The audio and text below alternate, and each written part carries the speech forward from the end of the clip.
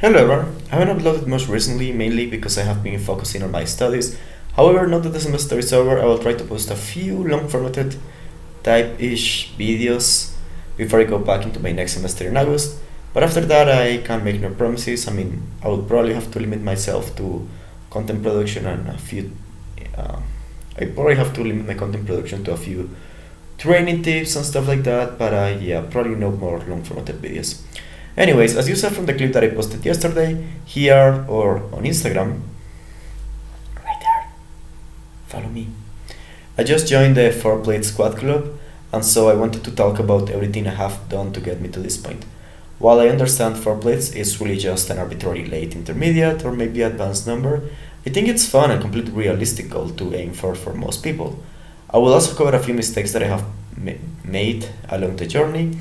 And yes, I am reading from a script to help me keep on track. Deal with it. Anyway, so I started lifting in 2019 and I'm gonna cover the background story a little bit, but I'm not gonna spend too much time into it. Anyway, I started lifting in 2019, however, it wasn't until 2020 that I went on a good program and saw what my potential was like. During 2019, I followed a functional fitness type program, and I'm not going to go too much into detail. I think I already have a video on that on my channel, but long story short, it was poorly written, and me main gaining during half the year wasn't doing me any favors either, which I also did during that time, which meant that a year later, at the start of 2020, my squat was an amazing 90 kilograms from a double. And to put it into context, when I started lifting, I could do 60 kilograms for a set of 5. So as you can see, that was some very slow progress for 1 year of training, especially with newbie gains. If someone if someone really pessimistic, like I don't know, Greg Doucette or something, will Sami, he will probably look at it and be like, "You are not gonna make it very far. You don't have good genetics for this shit." So hey, apparently, it wasn't my genetics, or maybe they changed in the process. What do I know, right? Anyway, so the university gym was going to be closed for a few weeks. So I went to a commercial gym during that time and switched to basically linear progression. I was squatting 3 times per week for 2 weeks, and just that increased dose of specificity was enough to take my squat from 90 kilograms for a double to 110 kilograms for a single during those 2 weeks. This was amazing, but sadly this is when the COVID thing began, and as a result I stopped training for the following 6 months, which meant that that 110 kilograms for a single is basically where my progress stopped. But after that, I started taking strength training seriously again, and through reading and lots of self-experimentation, I eventually found ways to increase my squat further and further, until now, when I got to 180 kilograms, or 4 plates. Anyways, enough background story, let's get to the stuff you need to know. First, let's get this out of the way. I did a small peak to get here. Previous to that, my max was 175 kilograms, however, that was the only the last step. Building a foundation has been where most of my time has been put into. If you are interested in getting a 4-plate squat, the first thing you need to do is to build your base. Basically, run your novice gains. When you first start, you want to squat frequently, 2 to 3 times per week is a good place, and try increasing the weight each time from a comfortable starting point. This is the way you will see popular novice programs like a starting strength and a strong lift 5x5 approach it. This could be the empty bar, this could be 60 kilograms, this could be 50 kilograms, this could be 80 kilograms. Just find a place that you can do the squats with proper form, proper technique, while leaving reps in the tank, and just build up from there. You can then add around 2.5 kilograms or so every session. Do this until your linear progression stalls, which for most of you, this will probably be somewhere between 130 and 150 kilograms. Once you get to this point, it's time to change your approach. I've used multiple programs and training methodologies to help me, but I think when properly done, a conjugate style of training can help bring your numbers up while keeping you well-rounded. So that's what I'm going to cover here. It's also one of the easiest methodologies and training systems to understand. But again, there are other ways to go around it. The stimulus gets divided rather than trying to use the same sets to both add volume and develop strength. We use some sets to add volume and other sets to add strength, and if necessary, other sets to polish your technique. That's basically how we go around in conjugate. So when you first start in a basic linear progression, if all you're doing is sets of 5x5, those 5 sets of 5 are building your strength, your technique, and hypertrophy. Whereas once you get to intermediate, it's better to have some sets for designed to do each of those things, rather than try to get all of it on the same sets.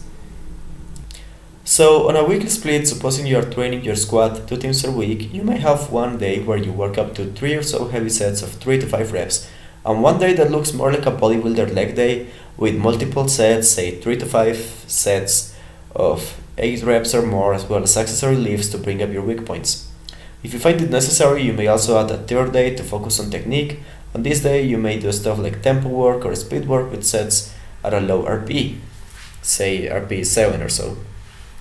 You can also do max effort singles on your heavy days, a la Westside, but I find getting sets of 3 to 5 is just as good and allows to keep the movement in for a little bit longer than with traditional max effort work, where you have to rotate the lift every 3 weeks at most.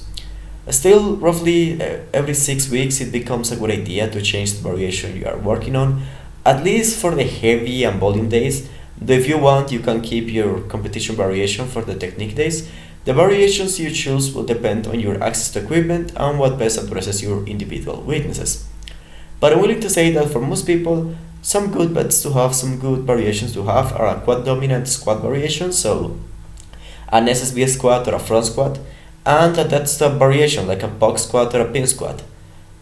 These will have good carryover and they address some points that need to improve in terms of strength production and in terms of you just feeling comfortable with it, as well as core stability and stuff along those lines.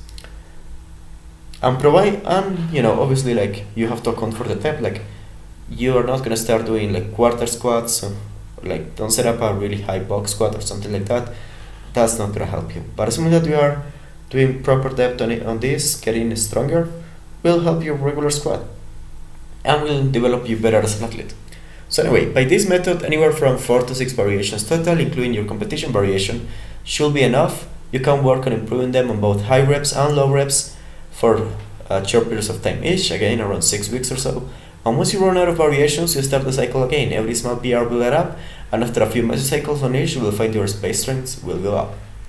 Now, some goals to shoot for on some of these variations are a 140 kg front squat, a 160 kg box squat, but again, set the box below parallel, or maybe at parallel, ideally below parallel though.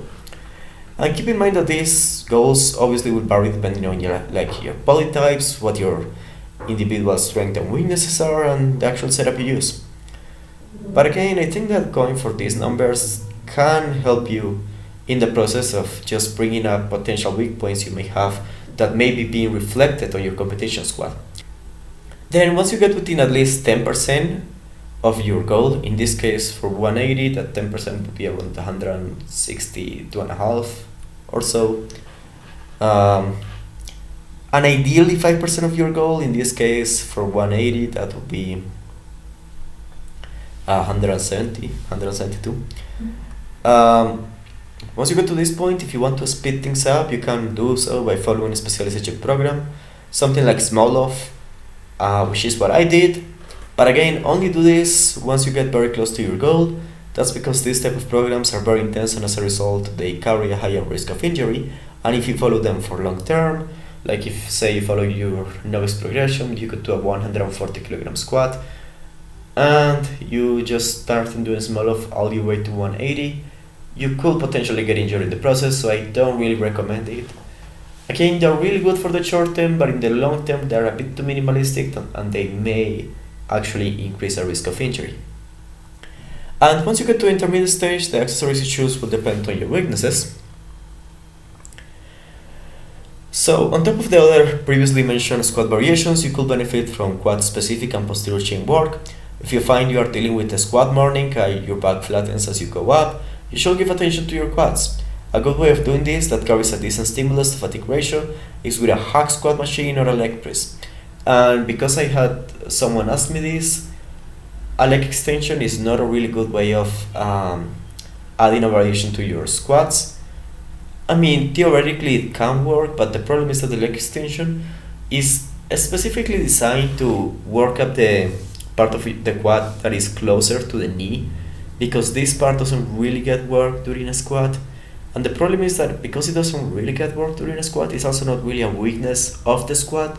So, I mean, if you want to develop your vastus lateralis, that teardrop muscle, sure, you can do leg extensions. But if you're trying or hoping your leg extension will carry over to your squat, I don't think you are looking in the right place. That's just my opinion. I think hack squats or leg presses are better options. Anyway, I also recommend training the posterior chain regardless of your weaknesses, mostly to strengthen the lower back and prevent possible injuries. Stuff like good mornings, Romanian deadlifts, reverse hyperextension, and back extensions are all good options for this purpose. So yeah, train your lower back and your abs as well, because why not? That also is gonna help you keep stability with stuff like hanging knee raises and the like. At the very least, I don't think it hurts, and it can actually help you improve your tightness. And finally, make sure you are eating enough. 180 kilograms may not be world record territory for most weight classes, but we are very unlikely to get there by maintaining a low body fat. Trust me, I will know. That's actually one of the biggest reasons why I probably didn't make that much progress in my squat during my first year. And lastly, yes, these tips can take you beyond 180 kilograms. You can use them on different strength goals you may have, etc. But yeah, I hope you find this video helpful. I'm gonna probably cover more topics. If you have any requests, then I don't know, I guess leave them in the comment sections of things you want me to talk about. I already have a few ideas of things I want to record though, but I may actually get around to them. And yeah, hope you enjoyed this one. See you.